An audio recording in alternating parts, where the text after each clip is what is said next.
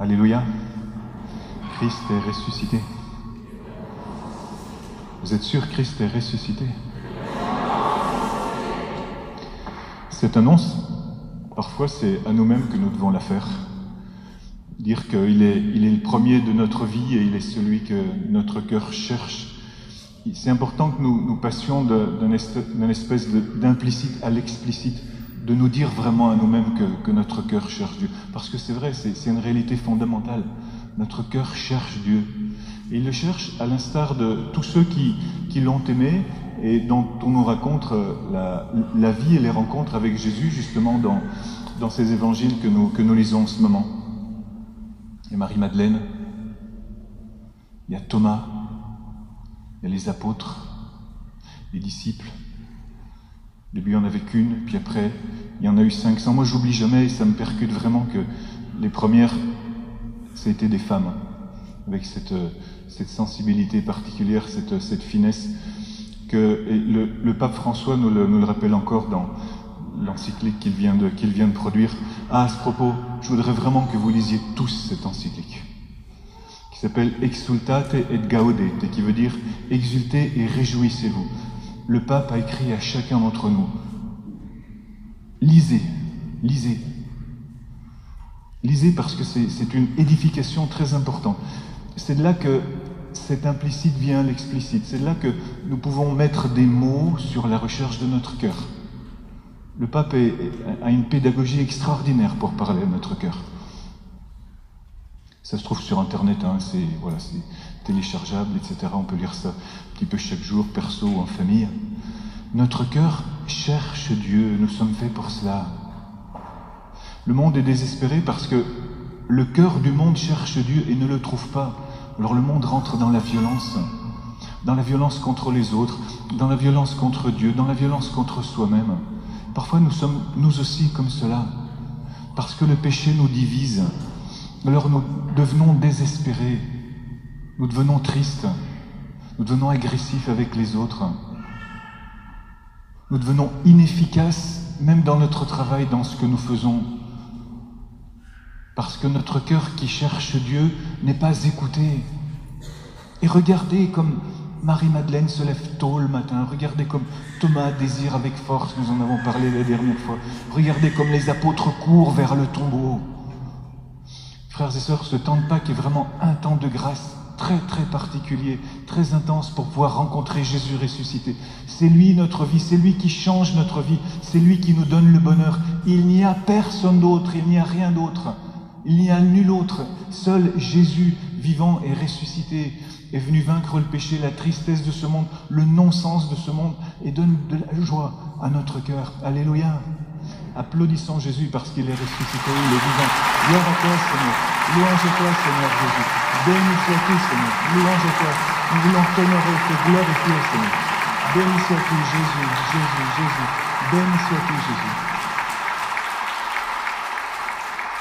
Nous voulons t'élever de tout notre cœur, de toutes nos forces, pour que de l'intérieur de nous, cette sainteté, parce que la sainteté, c'est le don du Saint-Esprit, rayonne par l'exultation de notre foi, par notre désir devenu entendu, concret, explicite. Oui, je veux nourrir mon cœur, oui, je veux nourrir mon âme.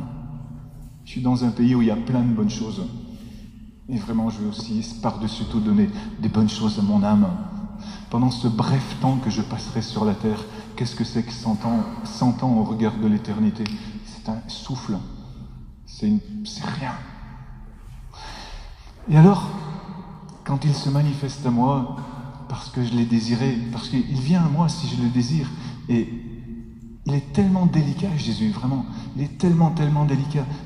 Il est là avec ce tact, il vient toucher mon épaule, et puis, si je le rappelle, si je le désire, si je cours vers lui, si je me lève tôt le matin, alors il apparaît comme il fait aujourd'hui dans cet évangile et il dit à mon cœur, la paix soit avec toi.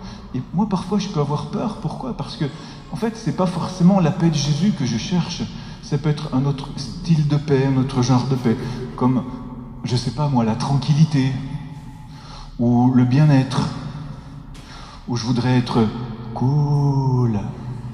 Mais c'est pas ça que Dieu me donne. Dieu me donne la vraie paix du cœur, c'est-à-dire l'harmonie complète avec toutes les dimensions de mon existence.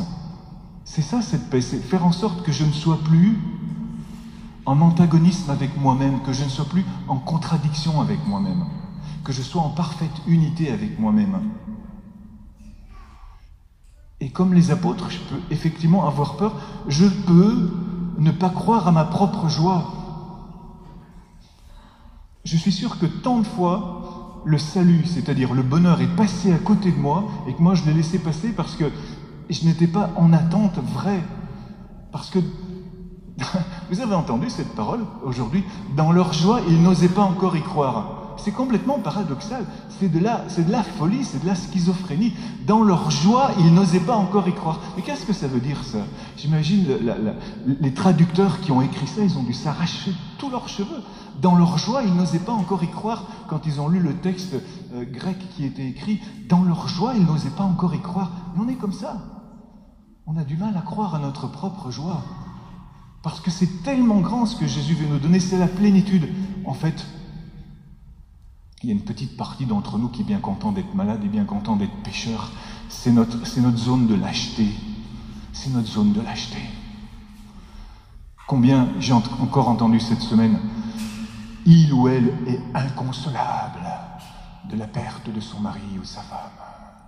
Il ou elle est inconsolable de la maladie d'un tel. Mais est-ce que il ou elle est consolable de la présence de Jésus ressuscité? Alléluia. Est-ce que nous devons focaliser toute notre vie sur un truc qui ne va pas en devenant... Ça devient une identité. Parce que il ou elle est inconsolable. Qui suis-je? Je suis celui ou celle qui est inconsolable. Pardonnez-moi mes frères et sœurs, je ne suis pas en train de minimiser la souffrance que nous portons par rapport à certaines choses, mais je dis et je dénonce que cette souffrance devient parfois une identité. Que cette souffrance devient parfois une agitation, qu'elle devient un masque, qu'elle devient un habit, un oripeau, alors que je suis là appelé à être dans la présence de Jésus. Quand je l'ai tellement cherché, quand j'ai pris conscience que mon cœur le désire, que je le veux de toutes mes forces, alors il m'appelle à rester dans sa présence, avec lui. Avec lui. Et vous, les jeunes ados qui êtes en train d'écouter ce que Dieu dit, qui écrivez les paroles prophétiques, qui ensuite nous serviront à la prière après, vous aussi vous êtes à l'écoute, et je sais de quelle écoute vous êtes capable. Je sais de quelle écoute vous êtes capable. Vous aussi, je sais de quelle écoute vous êtes capable. Les disciples prennent le temps, ils sont catéchisés. On a entendu cela aujourd'hui. Ils prennent le temps d'être avec Jésus. Jésus leur ouvre les Écritures. Et en leur ouvrant les Écritures, il ouvre leur cœur. Lorsque Jésus nous ouvre les Écritures, il ouvre notre vie. Il donne du sens à notre vie. Sans cela, nous sommes des gens perdus, il n'y a pas de sens, il n'y a rien. Nous accumulons des choses. Je rencontre des gens qui ont 40 ans, qui ont parcouru la planète entière, qui ont tout vu, toutes les villes, et qui n'ont pas avancé d'un pouce, ni dans leur vie spirituelle, ni dans leur vie intellectuelle, dans leur psychisme, et qui sont désespérés à 40 ans alors qu'ils ont tout fait, tout vu. Pourquoi? Parce qu'il n'y avait pas cette rencontre personnelle, cette intériorité dans les choses. Ils n'ont pas pris le temps de se poser pour écouter. Et c'est ce que Jésus fait ici avec ses disciples. Il leur ouvre les Écritures, il déroule leur vie devant eux et il l'explique à travers l'Écriture. Écoute bien mon frère, ma sœur, ne passe pas une seule journée de ta vie sans avoir lu l'Évangile du jour. Sinon, tu es un hypocrite. Sinon, tu es une marionnette. Si tu ne te donnes pas les moyens de ta foi, si ta foi devenait simplement le remplissage de tes émotions, malgré ta bonne volonté, là le démon est très très fort, très très fort. C'est le malin. Hey, le démon, c'est le démon. Le pape aussi en parle encore beaucoup dans son exhortation apostolique. Le malin est vraiment malin. Ça veut dire qu'il peut te faire vivre un semblant, une petite croûte, un vernis de vie spirituelle, qui te fasse un petit guillis à l'âme, mais qui ne te remplisse pas. Et finalement, à la fin, tu sais bien. Tu sais bien que tu n'es pas rempli, tu sais bien que tu n'es pas nourri, tu sais bien qu'il te manque quelque chose. Et ça te fait mal parce qu'en même temps, tu es extrêmement honnête avec toi-même. Tu cherches Dieu. Tu sais que ton cœur le cherche. Alors, après, le truc, c'est d'être concret. Nous, on y pense parfois avec nos jeunes. Les jeunes que Dieu nous confie. Et de certains, on se dit, ils connaissent toute la théorie. Ils l'ont entendu 10 000 fois. Maintenant, il manque la pratique. Et la pratique, c'est faire un pas en direction d'une résolution, d'un point ferme, d'un point fixe. Mais je le dis des jeunes, je le dis des ados, je le dis de chacun d'entre nous, je le dis avant tout de moi-même. Si je n'ai pas mis quelque chose de concret dans ma vie, un petit point de repère sur lequel je ne transige pas, je ne reviens pas en arrière, je ne vais pas avancer d'un pouce, je vais rester dans une espèce de sentimentalisme qui après va devenir du victimisme parce que j'y arrive pas. Et après, je vais être méchant avec tout le monde, avec Dieu, avec les autres. Je vais les accuser de ne pas savoir m'aider. Je vais accuser Dieu de ne pas savoir résoudre mes problèmes. Mais Dieu me dit, hey, pose ton derrière un petit peu par terre et écoute ce que j'ai à te dire. Écoute ma parole aujourd'hui. Ouvre l'évangile du jour. Fais-le tout seul, fais-le. T'as plein d'applis sur ton iPhone ou sur ton smartphone. T'as l'évangile du jour sur Internet. Abonne-toi à Magnificat, à prier en église. Mais ouvre la parole. Pourquoi je dis ça? Parce que ton cœur qui est vraiment assoiffé, là, il est vraiment nourri. Lorsqu'on disait à François d'Assise, Père Saint-François, est-ce que tu veux que je te lise un petit peu la parole de Dieu? Il disait, mais je connais Jésus, pauvre et crucifié.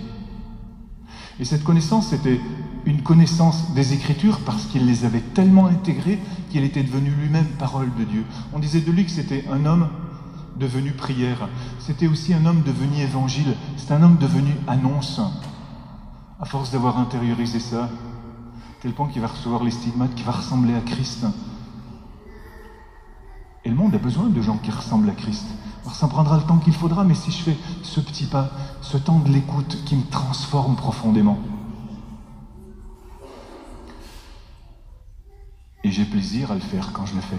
On a plaisir à se retrouver ici à la messe du dimanche. Alléluia. On est content d'être ensemble parce qu'on est réunis au nom de Jésus. Alléluia. On est content que Jésus... On sent sa présence ici, vraiment. Jésus est là. Amen. On est bien ici ensemble parce que Jésus est là au milieu de nous, parce que c'est lui qui nous parle dans sa parole, parce que c'est lui qui nous encourage, c'est lui qui nous nourrit, nous donne sa vie. Comme on est bien ici à la messe du dimanche. Alléluia. Mais après, il y a une troisième étape. La première, je le cherche de tout mon cœur. La deuxième, je l'écoute, je me pose pour écouter sa catéchèse. La troisième, je dois le lâcher. Je dois le quitter. Et ça, vous voyez, c'est vrai aussi bien pour des personnes qui commencent leur vie spirituelle que pour des personnes qui sont très avancées dans la vie spirituelle. C'est-à-dire ce moment où tu es avec Dieu, où tu aimes rester avec lui, soit parce qu'il te fait ce petit guillis à l'âme, encore une fois, soit parce que tu as goûté des hauteurs très élevées, très intenses, très puissantes de la présence de Dieu. Tu es allé sur l'Himalaya de Dieu, tu as vu la Jérusalem céleste, tu es même rentré dans la Jérusalem céleste, tu as dansé avec les anges, tu as fait l'expérience de la gloire. C'est chouette hier soir la veille, hein. On fait vraiment ces expériences de gloire dans nos veillées, et aussi dans cette messe du dimanche. Et puis, il y a un moment où tu dois lâcher Dieu. Jésus dit à Marie-Madeleine, il faut que tu me lâches parce que je ne suis pas encore remonté vers le Père. Va le dire aux autres que tu m'as vu. Au moment de l'Eucharistie avec les disciples d'Emmaüs, là, au moment crucial où enfin ils vont le toucher, il disparut à leurs yeux. Au moment où tu es là, dans cette plénitude de Dieu, il te dit, je t'attends plus loin. Et ça, c'est extrêmement douloureux, mais ça fait partie de notre vie. Et c'est pas un constat d'échec, c'est un encouragement. J'en connais certains d'entre vous qui sont désespérés à cause de cela. Et je vois leur amour pour Dieu. Et moi, ça me réjouit.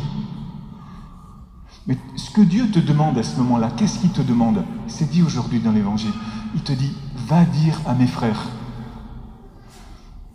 Il te dit à toi-même que cette goutte de paradis que tu as testée à ce moment-là, elle te sera donnée en plénitude dans un océan, dans le paradis. Mais aujourd'hui, ce que tu es appelé à faire, c'est à aller annoncer, c'est à aller dire autour de toi, ici en Belgique, à tes copains de classe, à tes ouvriers, à tes employés, à tes patrons, à tes collègues, comme Dieu te donnera la force de le faire avec conviction, peut-être jusqu'au don total de ta vie, parce que ça c'est un instant, c'est un instant. Si une bombe arrivait maintenant, qu'elle nous envoyait tous au paradis, on serait vachement contents, non? Mais c'est un instant. Mais ces gars-là, ils ont quand même été, tout en étant tout jeunes, ils ont été fidèles. Et puis pendant 6 mois, on vient de nous raconter leur histoire, là maintenant, dans la conférence qu'on a eue, pendant 6 mois, ils avaient les fusils de Sendero Luminoso pointés sur eux, ils ont vécu la peur. Ils ont vécu la peur.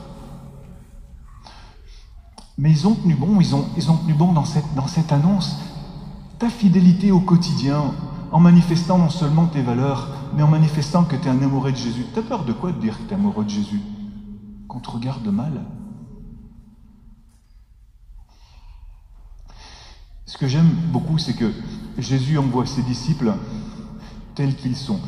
C'est ceux-là même qui ne croient pas. C'est ceux-là même qui, dans leur joie, n'arrivent pas à y croire qu'il envoie. C'est ceux-là qu'il envoie.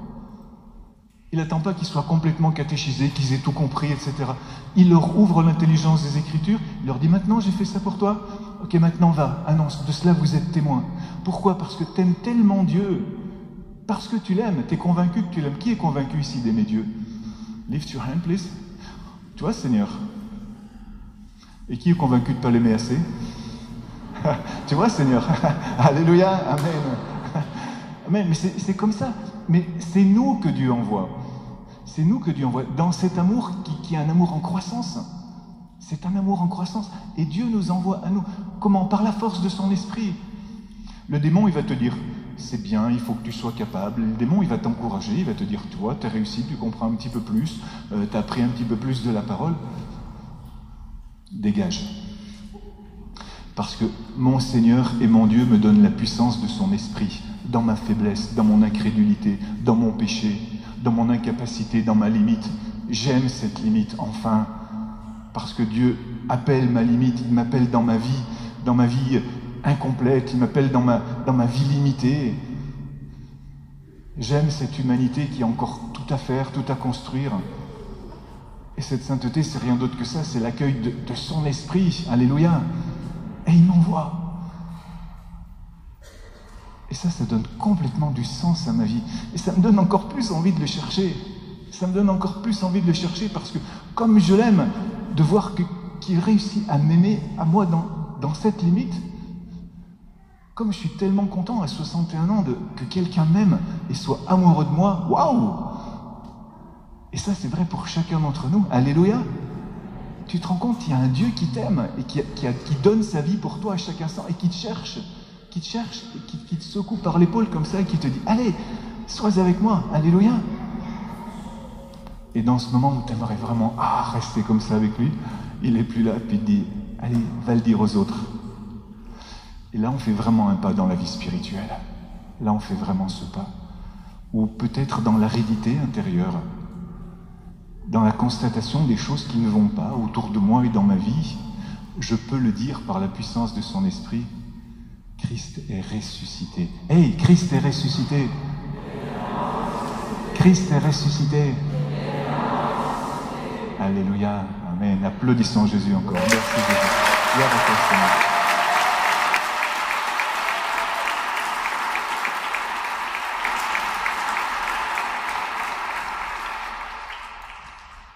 Je le cherche de tout mon cœur. Je me pose pour l'écouter. Je suis envoyé.